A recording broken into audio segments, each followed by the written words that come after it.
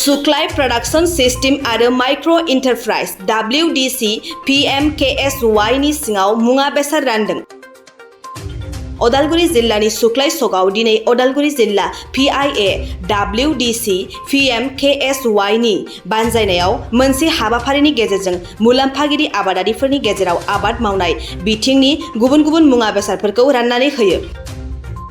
बे हाबाफारियाव आसाम बिधान सभानि बुंथिगिरि एबा 64 नं पानेरि बिधान सभा बियाबनि MLA बिस्वजित दैमारिया गाहाय आलासि महरै बाहागो लानानै मुलाम्फागिरिफोरनि गेजेराव मिनि ट्रेक्टरजों लोगोसे गुबुन गुबुन मुवा बेसादफोरखौ राननानै होयो।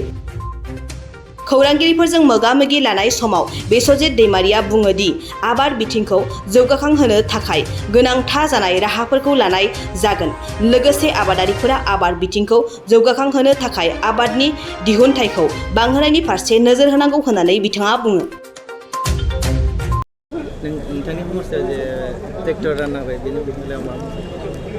प्रधानमन्त्री कृषि सिंचाई योजना होननाय बेनि आन्दाराव आंनि समस्थियाव माखासे प्रजेक्ट लानाय जादोंमोन स्किमि। दा बे हिसाबै बिसोरनो जों बेनिफिसियारिफोरनो माखासे बे स्किमनि आन्दाराव जिफोर दं बेखौ दा खालामना होबाय थादों। दिनैहाय जोङो मिनि पावार टिलार माने जिथु रटारि टिलार होननानै बुङो फिसानो साबसिडि माने नोङो मा होनो 90% साबसिडि 10% बेनिफिसियारि होनांगौ बेखौ दिनैहाय बेवहाय मा होनो बेनिफिसियारिफोरनो राननानै होनाय जाबाय।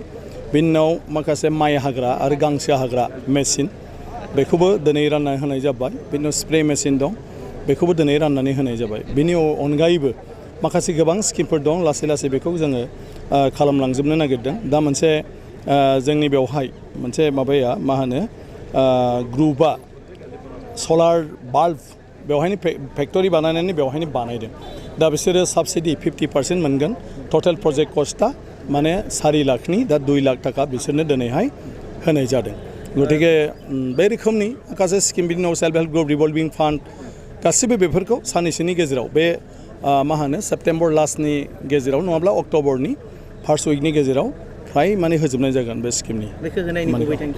बेखौ होनायनि गुबै थांखिया जाहैबाय जोंनि जिथु आबाद दिहुनथाय जोंनि आबादारिफोर बिसोर जाहाथे दिनै जेसेबां इनकाम खालामबाय थादों बिनिख्रुइ बांसिन बिसोरो इनकाम खालामनो हायो आरो बिसोरनि आबाद मावनायनि बेलायाव जाहाथे गिदिर सहाय जायो हालेवनाय मानाय बेफोरनि थाखाय बेफोर आगजुखौ होनाय जादों।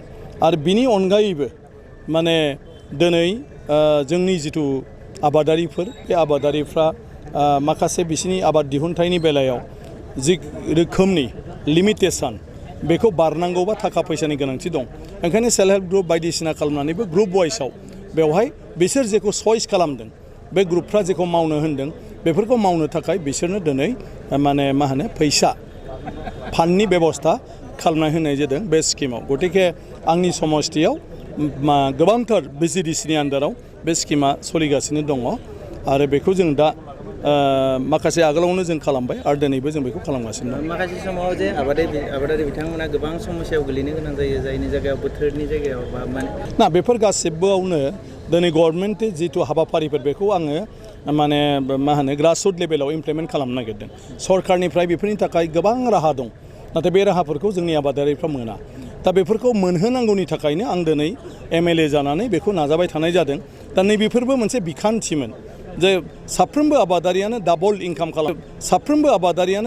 इनकाम खालामनांगौ आरो बिनि थाखाय बे माने स्किमनि आन्दाराव बे प्रग्रामनि आन्दाराव मानसिफोरखौ एवारनेस लाबोनानै बिसोरनो बेखिनि सहायखौ होनांगौ। दा बे हिसाबै बेफोरखौ खालामनाय जादों आरो बाखि जि रोखोम बेबायदि मोनसे मा होनो खैफोद आफोद थागोन बे बेलायाव सरकारनि जेफोर अनसुंथाइ बा माखासे राहा लामा दं बे राहा लामाफोरखौ लाबोनानै होफैनायानो आंनि थांखि आरो बेखौ डिपार्टमेन्टेलि दा अर्गेनाइज खालामबाय थानाय जादों।